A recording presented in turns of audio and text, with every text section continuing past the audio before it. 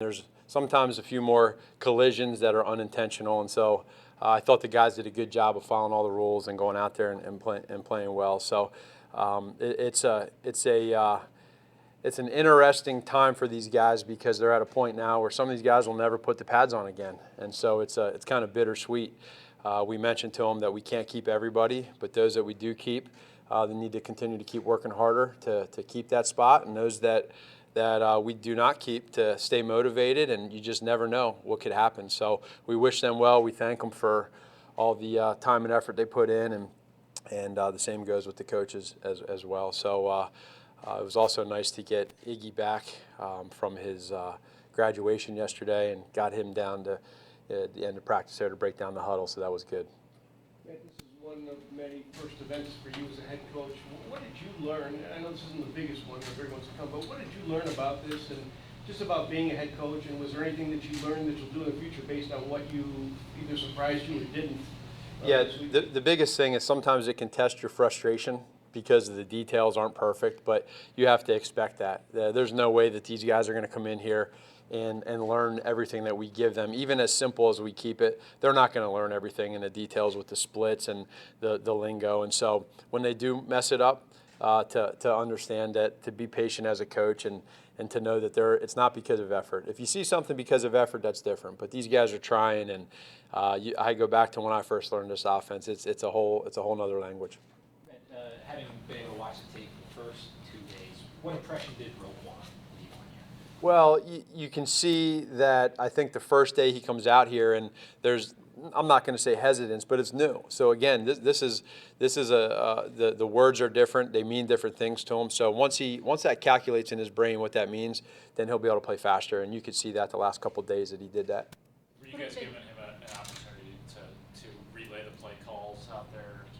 Yeah, he's going to communicate. He's out there communicating with those guys, and Vic does a good job of relaying their language and the defense to them, and so that's something that's a strength of his, and we'll continue to grow with that. What have been your impressions of Kylie Fitz just in the short time you've seen him?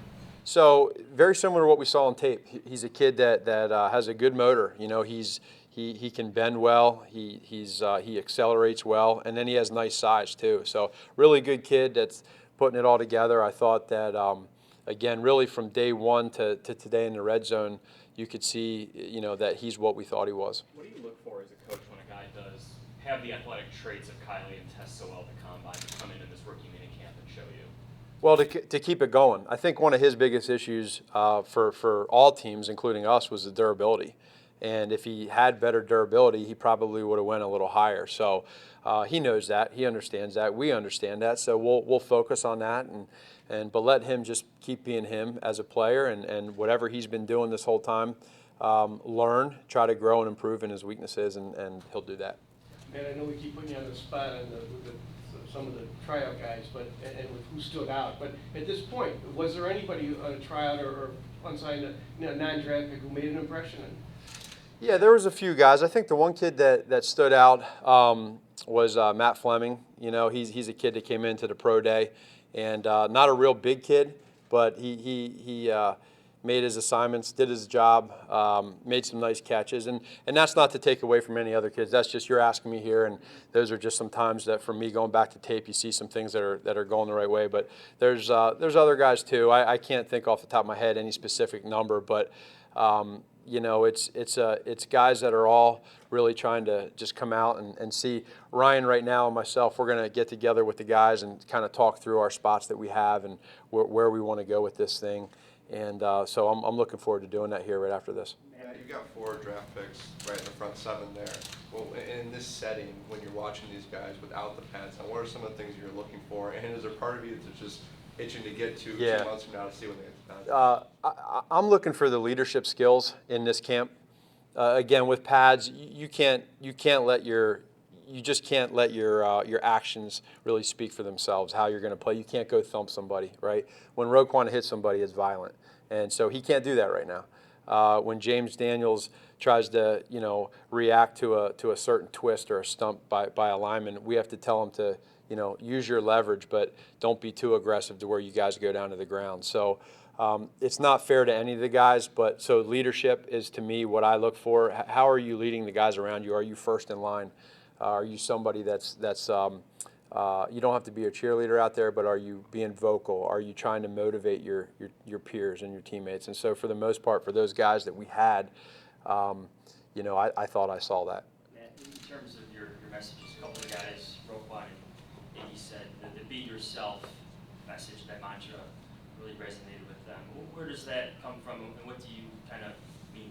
So, well, it's pretty simple for me is that don't change, you know.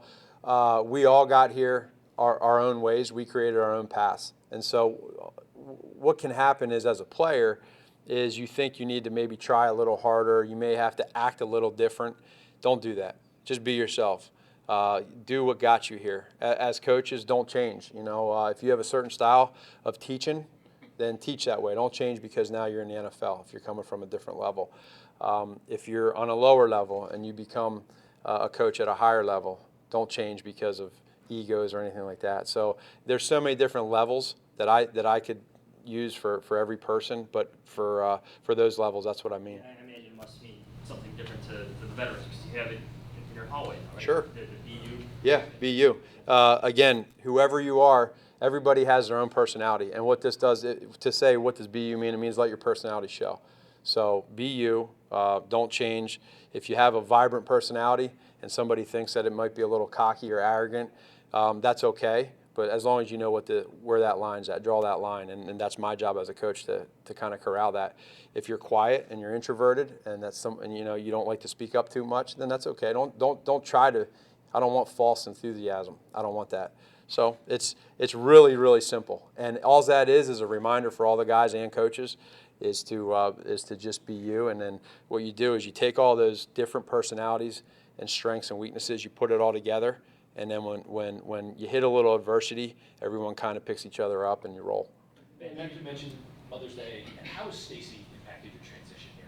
Yeah, she's a rock star. I mean, she's helped out so much. I mean, right now she's back holding down all the baseball tournament games that are going on and going from game to game. And again, I mentioned that in my press conference. I wouldn't be able to be here right now if it wasn't for her. She holds the fort down, and she takes care of so many details that I'm not good at. She takes care of that. So, you know, obviously she's a huge part of this. Not to diminish the importance of this part of the process, but to what extent are you as a first-time head coach kind of feeling that anxiety or eagerness or excitement about getting to OTAs and the meat of this whole thing? I'm really excited for that. All this stuff is a part of the process. So far up to this day right now, it's all part of the process. But I cannot wait to really, and not even OTAs. OTAs is going to be fun, but I can't wait for training camp. I'm ready for the pads. I'm ready for the football of letting these guys go, and then you get to the preseason and you really start, you know, molding that team, that personality of the team, what we want to be as a team, both on and off the field, and then go. And so, yeah, OTAs will be fun, and we're going to add a little bit to the playbook. But I'm really looking forward to training camp. And with the younger, the new coaches, like Mike Furry, how will you work with them to help them get better like the young players? So it's funny, we were just talking about that the other day. You know, here's a guy in Coach Furry, and there's others that come into this league for the first time, and they're learning this offense too. So each and every time they hear an installation on offense, they might take a little note here or there for themselves.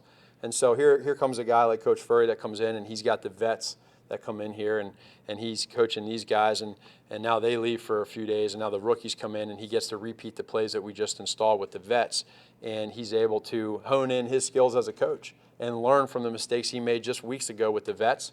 And so he's just, and I'm using him as an example, but we're all getting stronger in this process. And so that's what's fun. That's why we do what we do. How do you become better? And trust me, anything that I see that I'm not doing well, I'm going to always look for criticism and feedback, and that's what all these guys are doing right now. Even along those same lines, what have you learned about your working relationship with Mark Helfrich over these 2 mini camps? Yeah, well, it's been really strong in the communication side, because that's what we both knew that we would be able to do. Neither one of us, we both when we talked about this process, we're not going to have egos. No one's going to, hey, if he has a good play or he has a good thought, let's go. If I have something that I want to look at, again with him, we're gonna go with it. So he's understanding kind of how this goes. He's learning where certain plays fit into the system. This is like putting together a puzzle. You can't start looking for the middle piece unless you know where the edges are. And so that's where we're at right now. We're slowly putting this thing together, and we're also slowly getting into some of the really fun stuff. In Kansas City, you guys weren't shy about playing rookies, in the early going. Are there certain personality traits that you've seen that are similar amongst those guys who get to be immediate contributors? Yeah, I think a lot of the guys are alpha type players, personality wise. You look at the guys that we drafted as rookies, they're really good people that were leaders. And so that's going to give them advantage coming into this thing. They won't be overwhelmed by veteran players on the team, but yet they'll respect them and they know their role. So I don't care if you're 20 years old or 33 years old or older than that. We don't care. Who's the best player, you'll play. But again, like I said yesterday, you got to earn it. And so if you just are honest with them and you tell them you got to earn it, there's no expectations, then the rest is on video. It's on film. Do you know, I don't know if all this or not, but the EA review, is that his graduation, was that his pre-med? Is that what he, you know, I don't know exactly the details on it. All I know is that he graduated, and I'm proud as hell of him. Thank you. See ya. Take care.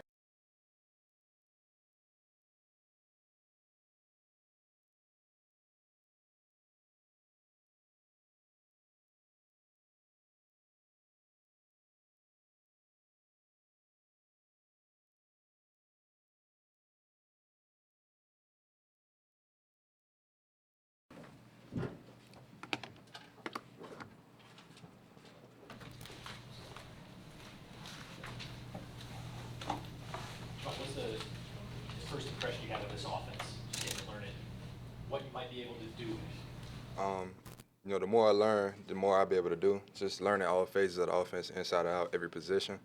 The offense is very complex, but it's an interesting offense. When you say complex, Matt's alluded many times to some of the slight adjustments that receivers have to make.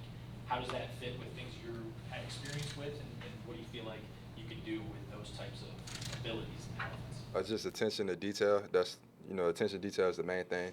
Just knowing on different routes, blocking protections, and just even knowing the quarterback drops on certain plays. I think knowing all those things that help me, especially when I'm trying to learn this offense.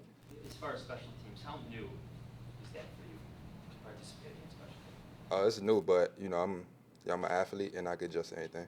Is that like a mindset you have to take learning something new like that, or especially being Georgia League receiver going to this in the NFL? Definitely, but it's just one of the things where it's something that you want to do. You put your mind to do it. Javon, you were the leading receiver on a team that played for the national championship. Now you're a 7th-round pick fighting for a job. What's that transition like for you? Just hunger. It's just add motivation, and it's proper motivation. How does it help you to have Roquan here this weekend too? Just some for familiarity. It helped a lot. Roquan, me and him are very cool on and off the field, so it helped to know that I got a familiar face with me here.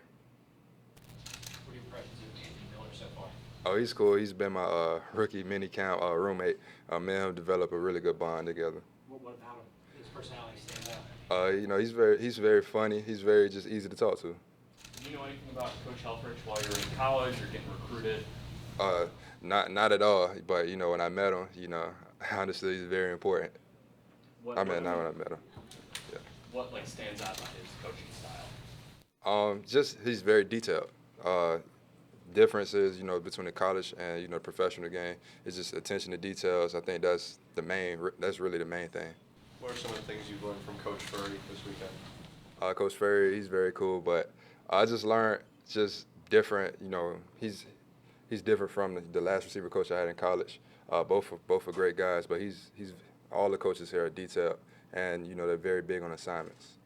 With 3 days in the books, what were some of your impressions or messages from Coach Nagy that kind of stuck with you? Just get in the playbook, continue to learn, continue to be a sponge, soak up as much information as I can.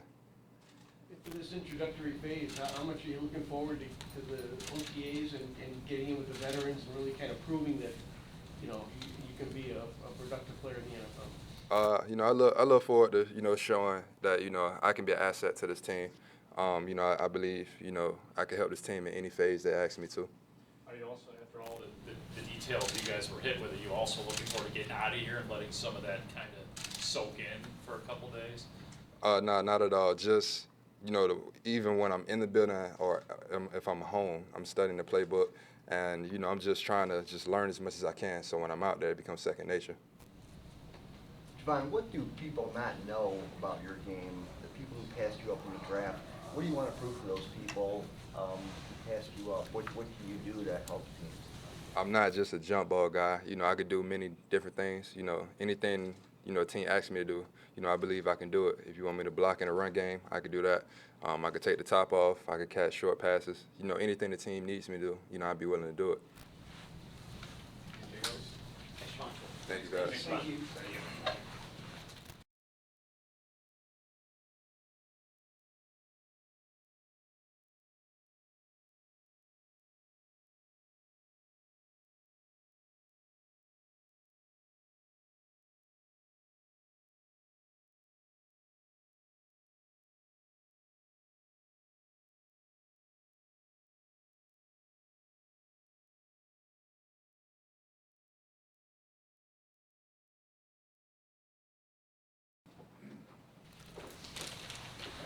Questions for Kylie?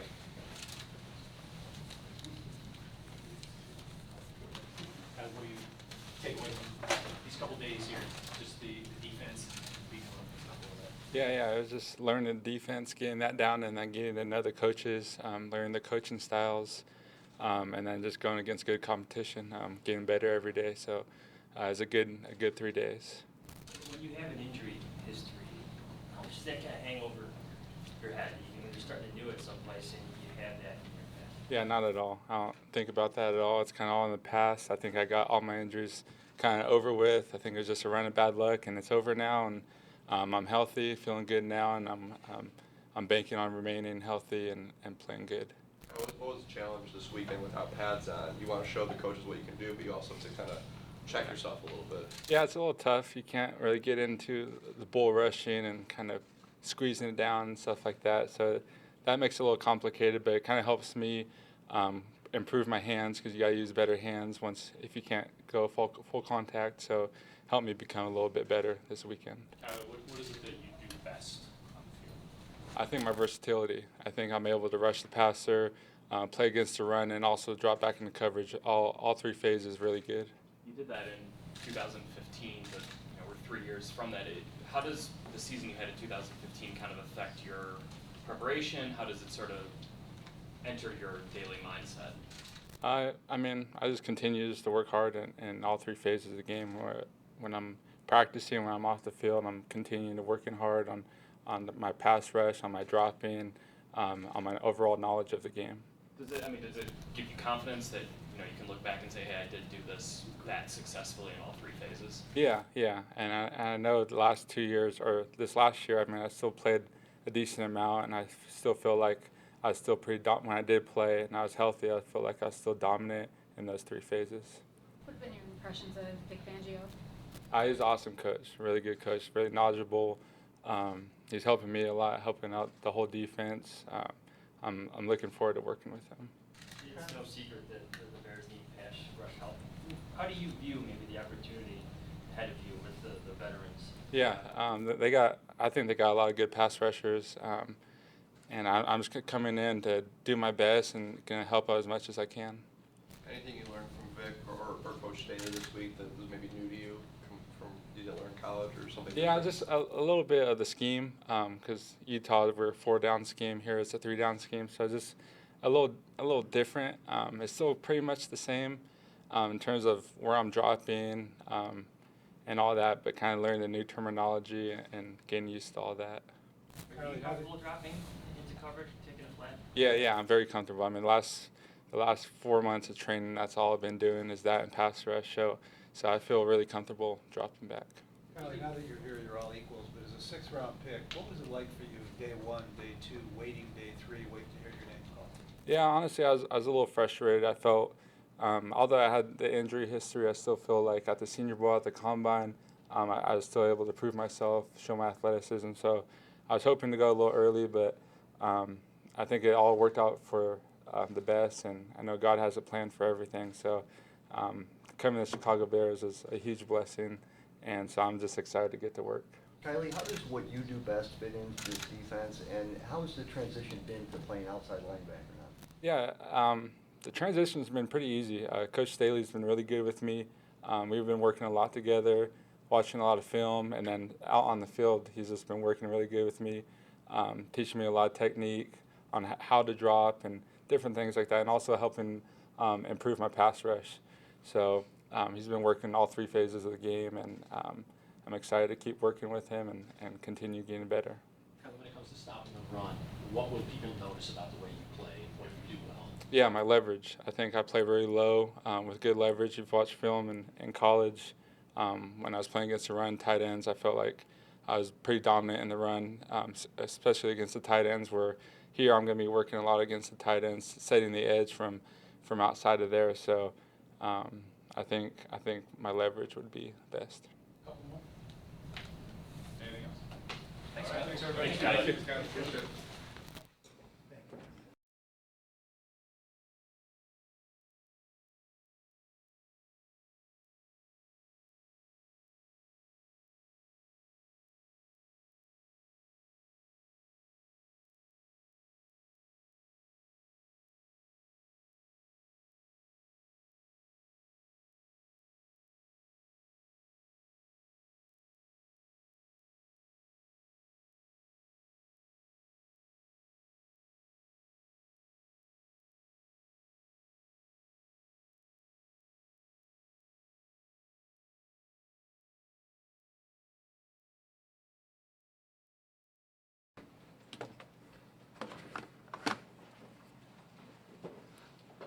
Question for Bilal? Well, how'd it go? 3 days. These 3 days went very well. You know, it gave me an opportunity to, you know, get in the playbook, learn the base plays of everything, and really start to get my feet set and kind of gave me an idea of what to expect. We've heard a lot about how different Delaware's scheming was and some of the alignments were than what the Bears are doing. What sense do you have right now for how different it is, what the transition's going to be like? I mean, the main thing I would say is, you know, the verbiage is definitely different. You know, that's something that you got to get used to as a player, switching over, learning the new verbiage. But other than that, you know, this defense is a lot more aggressive, which I love. And, you know, I feel as though it's going to give me a real great opportunity. What are your impressions of Jay Rogers? Oh, yeah, Coach Jay Rogers, the man. You know, I can't wait to really get started with him. You know, he's really helped me out a lot, even over this past weekend. You know, the coaching that he's given me, every day I got better and better. What's like one point that he gave you that really kind of stood out? Just telling me about, you know, technique things like, you know, making sure I keep my arms locked out. That could really help me out a lot against you know, some of the vets or people that I might go up against. Going off that, I mean, how much do you look forward to the coming weeks when the vets are here to kind of test which you are? I can't wait. You know, it's going to give me an opportunity to prove myself and, you know, to show them, you know, how hard I'm willing to work and what I have. Well, much is made of the difference between FBS and FCS. How do you view it? How do you think it's going to impact you? I just look at it like if you could play, you could play. I don't really look at it like, you know, FCS, FBS. You know, if you could ball, you can ball. And, you know, that's just another chip I have on my shoulder. People thinking that because I come from an FCS school, it's going to be a big difference. Do you have any kind of special relationship with the head coach sharing an alma mater? I mean, it might be a joke here or there, but, you know, that's pretty much it. Well, without the pad, what we're able to still show, and especially the team drills that you're able to do. Just able to show, you know, my improvement of the technique that they're asking me to play day in and day out. You know, whether or not you have pads on or not, you can constantly show improvement throughout your technique, and, you know, just show them that you're getting the playbook and you're understanding your job responsibility every play. Bill, you mentioned more aggressive here. What are some of the freedoms that you will have in this scheme that maybe you didn't get to show a lot of in Delaware? You know, in Delaware, you know, we was a lot more patient, waiting for blocks. Where here, you know, they want you to knock guys back and get up the field. You know, so that's something that I really like a lot. Well, I know you were concerned with obviously mostly your own games. Did anybody make an impression on you with this camp? Maybe there was just a number rather than a name. Were you impressed with anything or anything you saw, anybody you saw? I mean, I was impressed with everybody. You know, everybody came out today and worked hard all weekend. You know, they gave maximum effort, and, you know, everybody played like they had something to prove. So, you know, it wasn't one particular person, you know, in particular, but, you know, everybody. There's a lot of artwork on the hallways here outside the meeting rooms. As you're walking back and forth, any certain messages, any saying that's kind of resonated with you that'll kind of take going forward your pro teams and whatnot? When you look at the pictures of that 85 Bears defense, that's something that really hits me. You know, how ferocious they played, how dominant they were, you know, how they just controlled games. You know, that's how I would love to see the defense I play in go. Did you meet Mongo the other day? Yes, I did. I had a great conversation with him. He's a great. Yeah, he's you know, he's very passionate though. You know, he's a very passionate guy. You know, when you talk to him, you could feel his words, you could feel his energy, and you could tell that he really loves the game. Anything else? Hey, Bilal, your grandmother, what has she meant to you in your life? Oh man, my grandparents mean the world to me. You know, I wouldn't be in this position today if it wasn't for my grandparents. They've done so much for me, sacrificed so much for me to be here today, and you know, I'm truly blessed to have them. You know, not everybody has the opportunity that I had, like with grandparents like them. So you know, it's truly an honor. All right, thanks a lot.